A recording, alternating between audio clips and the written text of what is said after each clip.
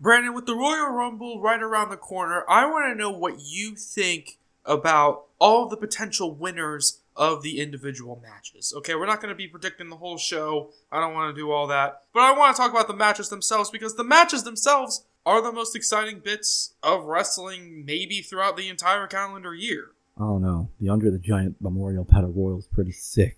However, with all of the potential winners, I have a couple names here of people who I think could win the Rumble. And I think the first name you have to consider in a match of this magnitude is Roman Reigns.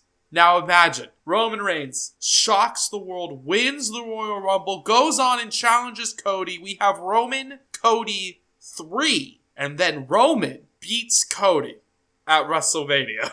Holds the belt even longer this time. Dethrones Gunther and wins the World Heavyweight title. And he has both titles again. And then, as he celebrates with Paul Heyman, heading into WrestleMania 49, Brock Lesnar makes his return. Beats Roman for both the titles. And then they have the rematch, WrestleMania 50, Ultimate Champion of Champions. And then Paul Heyman goes home with the winner. That is my pitch for who should win the Royal Rumble. I know. An incredible booking. It sucks because that very well could happen. On the Roman Reigns level of things, I don't think Roman Reigns is going to win this Rumble. No, I don't think I don't think that's going to happen. What I think is actually going to happen, Roman Reigns gets in the match towards the middle end-ish, and then it gets down to the final 5. Roman, Cena, Sammy, CM Punk. Number 30 comes out.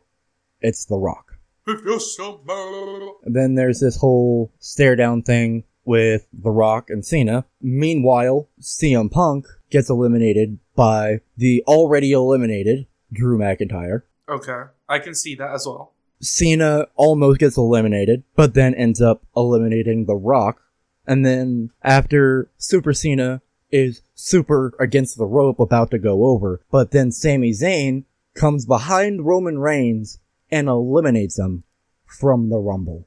And that is sort of the culmination of the weeks and weeks and weeks of Seth Rollins and all these other people saying, do something for your fucking self for once. I almost also see it as Sami Zayn proving to them, I was friendly with Roman, but it's still everybody's game here. Yeah. And then after the Undertaker Maven recreation spot of Roman Reigns being pissed. Oh, and Roman Reigns just beats his ass. Yeah. Sammy is then placed back into the ring, despite being pussy whipped. I'm going to use a different phrase. Instead of being cock slapped by Roman Reigns. And then he gets thrown over, and Cena wins. Cena's gonna get his championship shot. Is he gonna win it? No. That is what I imagine WWE is actually going to do. You think Roman's gonna cock slap Sami Zayn during the match? Yes. Hard. What I would actually prefer happen, remember that favor Paul Heyman owes CM Punk? The favor is call up Brock, get him in the Rumble, have him take care of my easy work, and then I'll eliminate him myself. But then Super Cena, so Brock gets eliminated, and CM Punk has this, oh, fuck moment. So then it's the final two, Cena and Punk. Lore. That would be sick. And then Cena wins anyway. No matter what, I think Cena wins, but I like the idea of the final two being Punk and Cena, because then, when Cena wins the title, CM Punk wins the Money in the Bank and cashes in on Cena. So now I'm guaranteeing my shot at being in the main event at WrestleMania by cashing in on your ass. Well, wait, Money in the Bank is after WrestleMania. I think Cena keeps it until Mania next year. Oh, okay. And honestly, if you want my hot take of the day, I think this whole retirement run is a work. I think once he wins the title, I think the John Cena character is in a midlife crisis where he's like, I'm on this 2,000-something day losing streak. I don't have what it takes to be the Super Cena you know and love anymore. So I'm done. I'm retiring, and then I'm going to win the title, gain my confidence back, and stay for 5 more years. Think about how much marketing Ric Flair has gotten with all of his retirement matches. I am okay with it in the eyes of it's a midlife crisis angle where Cena keeps losing and losing and losing, begins getting frustrated with himself, resulting in him getting upset with other people, resulting in finally a John Cena heel turn. You still want that? I want that only under the construct of a depressed John Cena who doesn't know what he's doing with his life anymore. Of sad Baron Corbin John Cena. Kinda. Hell yeah. He's like the perfect guy. He looks like a dad. He just looks like the type of guy that would definitely have that type of midlife crisis where it's like, you know what? Fuck all of you. Cena's ultimate heel turn is that he never actually leaves. I'm gonna stick around. Because screw you. You know, earlier you mentioned The Rock. If you're so... There is kind of the popular idea online that The Rock comes out at like number 31. Yeah, Cody Rhodes, you jabroni bitch! However, I have a bit of an alternate take on that. So we're down to the final four in the Women's Rumble. And then all of a sudden, the countdown, it starts playing again. Earlier in the night, The Rock already came out at number 31. Is he coming out again? Almost. NXT General Manager Ava used her status as General Manager, used her status as Daughter of The Rock to come in at number 31 and try to win the Rumble. If she does win it, she goes on, she beats Rhea Ripley, of course. I want verbatim The Rock's moveset. Yes, she does the People's Elbow in the match. And she calls herself the Pebble. The People's Pebble, Ava. What if The Rock comes out at number 31 and he's like, Cody Rhodes, you jabroni bitch, I'm the final boss, I make the final decision, while he's doing this whole monologue in the ring, in the middle of the match. In the middle of the match. The countdown starts again. And it's like, and then the glass shatters. Oh. And it's Triple H. What? Yeah.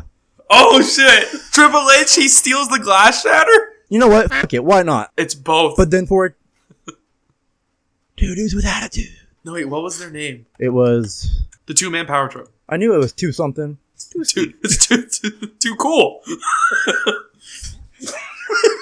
And then it's this whole thing. Because we all know the lore of Triple H and The Rock. Of course, of course. The Rock is like, I'm the final boss. And then Triple H is like, well, I wrote the damn script. And then The Rock is like, I don't read that damn script, you jabroni. And then out of the shadows, you just hear, bro. He's number 33. Oh. You want to talk about a swerve, bro? You want to talk about a swerve? Number 34, Eric Bischoff. Number 35, Shane McMahon. Oh my god. And then number 36, Kurt Angle. Looking to drop Shane McMahon on his fucking head again. Oh my god, and now, Tony Khan! Is that a mysterious bag of powder? Is that a... Oh, I just threw it in Triple H's eyes! I gotta say, Triple H is going crazy all of a sudden in the ring! Just jumps out of the ring. Suicide dives. Nothing. Just based off of pure crack rage. Triple H turns to Michael Cole, I'm coming for you! And he fucking jumps out of the ring. Anyways, who I think is going to win the Women's Rumble? On a serious note, I am hoping so hard that it's Io Sky who wins the Rumble and challenges Rhea Ripley for the title. My personal preference, Dakota Kai has more than earned her shot. We're both thinking Damage Control for the Rumble. Very interesting. Yeah. However, what I think WWE has already penciled in is Becky Lynch win it. You think she returns and wins the Rumble? 100%. Who would you have her challenge? Just do Rhea versus Becky again? I think so. I mean, I wouldn't be against Becky versus Tiffany Stratton. I feel like that would be a pretty decent match. That definitely raises the stock of Tiffany as well. Which then I guess begs the question, assuming John Cena goes for Cody Rhodes. That is a very interesting assumption to make, because I've always been under the assumption he'd be going after Gunther. Oh, really? Yeah. I think Cody Rhodes is going to turn heel. I was thinking that during the Raw promo as well. Either he's turning heel, or this is going to cement him as a babyface forever. If you're going to go that route, Cena is the option for yes. A heel Cody Rhodes. If Cody doesn't turn heel, though, I don't think I want that match as much. But assuming that is the direction we're going to go, because I personally am pretty adamant that that's probably going to happen. We haven't even touched base on the TNA partnership. Jordan Grace. That's another name I have written down, is Jordan Grace. Mentioning the TNA partnership, if somebody says his name, I better fucking see Joe Hendry in a Rumble match. Absolutely. I think he is for certain either number 2 or number 3. I don't necessarily think this is going to happen, but I think this is a fun idea. What if Karrion Kross wins the Royal Rumble? He beats Cody Rhodes, wins the WWE Championship, and then he goes on this long run where everybody who tries to challenge him gets corrupted and turns heel. So Karrion Kross, he feuds with CM Punk. CM Punk turns heel the next day. Seth Rollins turns heel the next day. Cody Rhodes turns heel. Everyone just turns heel until it takes one man. Somebody who Karrion Kross cannot possibly manipulate into becoming an even worse human being because they're already the scum of the earth. Dirty Dom beats Karrion Kross and wins, not the world title, the WWE Championship. Karrion Kross, he's like, I literally can't mind melt this guy. He is too horrible of a human being. Interesting idea all the way up until the Dominic Mysterio part. Okay, so who do you think would beat him, hypothetically? Going with your story, this only really works under the aspect of get rid of fucking Money in the Bank pay-per-view and put it back on WrestleMania. In said Money in the Bank at WrestleMania match, the lights go black. When the lights come up, there's a ladder in the center of the ring.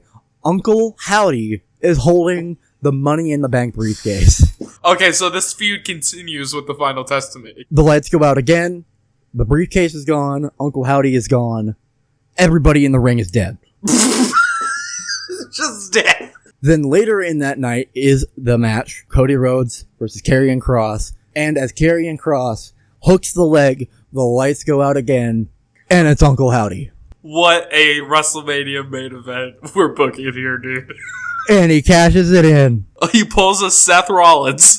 Sister Abigail's Karrion Kross and Uncle Howdy is now not only the new face of fear, but the face of the company. I think that idea is fun.